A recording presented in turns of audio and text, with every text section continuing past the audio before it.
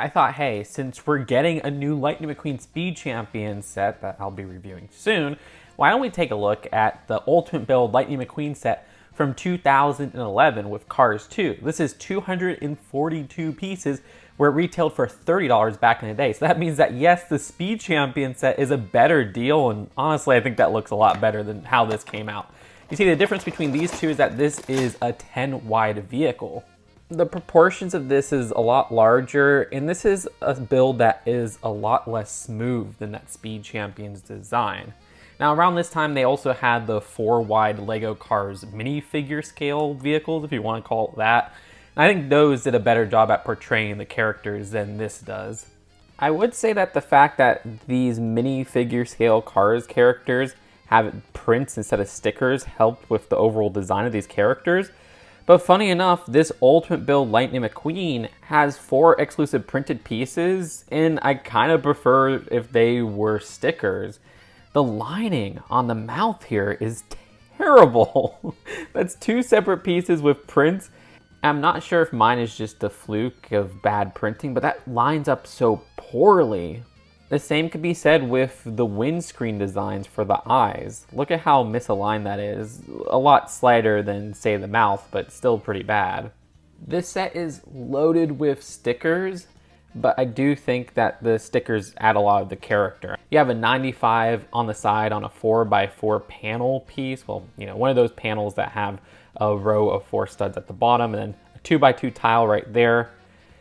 Also at the back, these are kind of annoying little stickers to put on, just lining those up perfectly, where we got a cluster of 3 stickers, some at the top right here. The fin has World Grand Prix on it because this is specifically tied to his design from the World Grand Prix in Cars 2, and you can see that's at the back as well, in a reference to All in All, which is a major part of that second Cars movie. Those same annoying small stickers at this side, but hey, those don't look bad once you apply them. Same ones at the top right here, and the 95 and the one on the 2x2 tile. The front hood is one that says the Piston Cup Hudson Hornet, and then we have 2 stickered headlights, which the 2026 version uses as well. I mean, they don't call them stickers for nothing. I don't think the silhouette and shaping of this is bad at all, and it's not a terrible interpretation of the character. It just looks so much more archaic compared to that 2026 version. Notice how there's also a gap between the front windscreen design and that center part of the vehicle. And it's awkward seeing this just built up of bricks, even to the point of having one of those 1x2 bricks with a Technic axle showing right there. To be fair, the 2026 one still has an awkward Technic axle showing through a brick right there at the side, but it's a lot less noticeable than the 2011 version. And like I said earlier, there's just quite a bit too many studs showing, especially at the front here and at the side with these 4 right here. I do like how they have the hubcaps on the wheels, and that's present on the opposite side as well. Though I am sad that the 2011 version doesn't have the Lightyear design printed on the tires, which the 2026 version does excellently. And I actually think the back of the vehicle with that fin looks pretty well. I don't like that it's not adjustable, but that's totally fine. It's not a big problem. And then at the back, as I pointed out with the stickers and everything, that looks pretty good in my opinion. Taking a look at the underside, you could see just about how hollow this is. Yeah, there's not like a fully detailed interior. And I heard that the 2026 version has an underside that's accurate to the actual character, an undercarriage. I'm very interested to see how that turns out. I haven't built it yet, so we'll wait and see. I can't technically show it in this review just yet. But I think that's all I have to say about the build for Ultimate Build Lightning McQueen. Let's take a look at the other vehicle in this set. The set throws in Guido, who is pretty adorable. This is actually just the minifigure scale one, quote unquote, that's found in other sets like the Tokyo Grand Prix Circuit set, as well as a smaller set of Guido and Luigi. This design is using a printed piece for the front windscreen and for the brick with the mouth right there, which looks great. However, this 95 Lightning McQueen flag is a sticker. I also like how these are attached so that you can move them up if you want.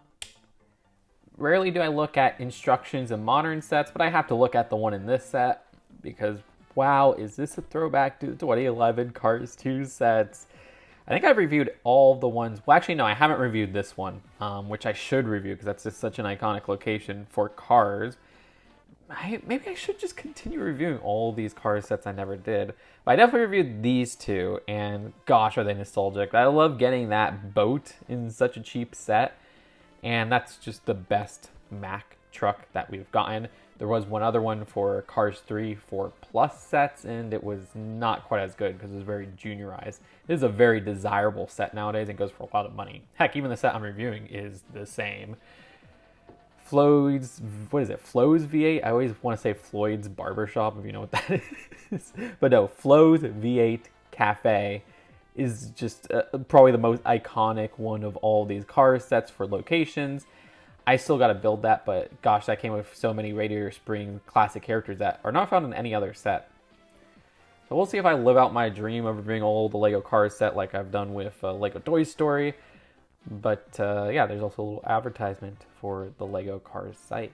Throwback to LEGO Club and the memeable classic LEGO Win Kid.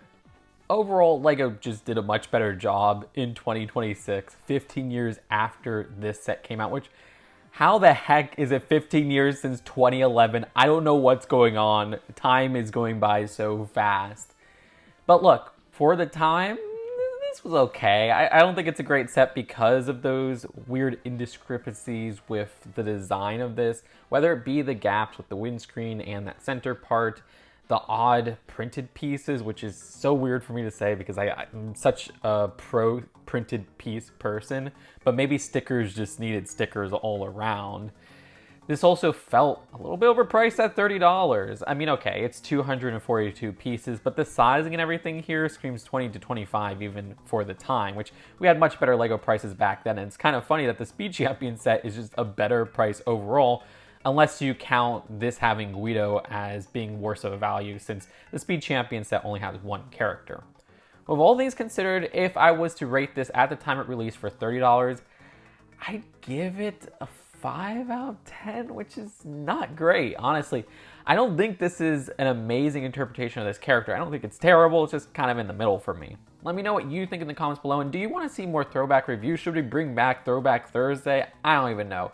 I do want to take a look at more of the LEGO car sets that I didn't cover, like the V8 Cafe, but we'll have to wait and see. Subscribe here for more LEGO news and commentary and a review of that new Speed Champions Lightning McQueen coming very soon, and I'll see you later. Peace out.